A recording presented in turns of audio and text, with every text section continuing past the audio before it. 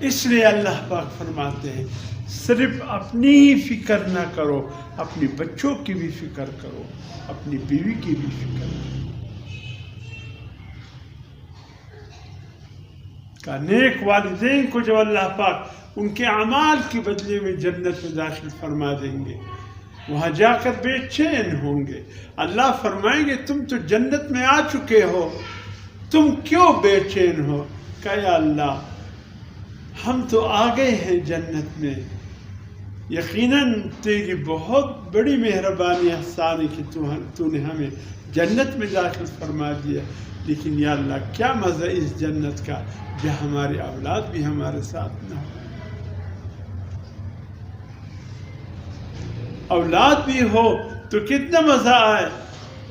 اللہ فرماتے ہیں اب یہ تو نہیں ہو سکتے، تمہیں جو مقام ملا ہے وہ تو بہت اونچا مقام ہے، تمہیں تمہارے مقام سے گھٹا کر اب نیچے تمہارے اولاد ہیں، جنت میں ہیں لیکن نیچے مقام درجے میں ہیں، اب یہ نہیں ہو سکتے تمہیں نیچے کا درجہ دے دے، لہذا یوں کرتے ہیں ان اولاد کا درجہ بڑھا کر تمہارے برابر لا کر تمہارے ساتھ اس جنت میں داخل کر۔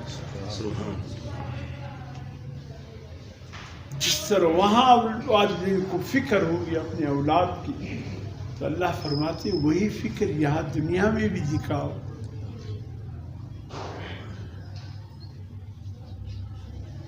اگر سالن میں تھوڑا سا نمک کم ہو، بیوی کو کیسے ڈانٹتے ہو؟ کیا پکا ہے؟ یہ تمہارے نمک کا حال ہے؟ یہ سیکھ رہا ہے والدین کی گھر میں، کتنا ڈانٹتے ہیں اس بیچاری کو، ایک نمک اونچ نیچ ہو جائے، حتیٰ کہ وہ عورت جس کے شوہر کو غصہ آتا ہے رمضان کے مہینے میں، ایسا غصیلی شوہر کے لیے اس عورت کو یہ بھی جائز ہے کہ وہ کھانا چیک کر کے دیکھ سکتی ہے کہ نمک کا مقدار کم یا زیادہ تو نہیں۔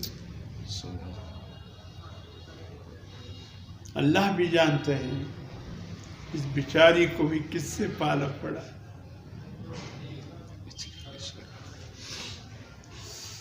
جو نمک کی معمولی مقدار کبھی برداشت نہیں رکھتے۔ ہم بیوی کو غصہ کرتے ہیں نمک کے معمولی مقدار پر، اللہ فرماتے کبھی نماز کا بھی پوچھا ہے؟ بھئی نماز پڑھ لیا؟ ہمارے حضرت مولانا عبد المالک صاحب صدیقی رحمۃ اللہ علیہ، جس کے اپنے خواجہ ذوالفقار صاحب نقشبندی اس کے داماد بھی ہیں،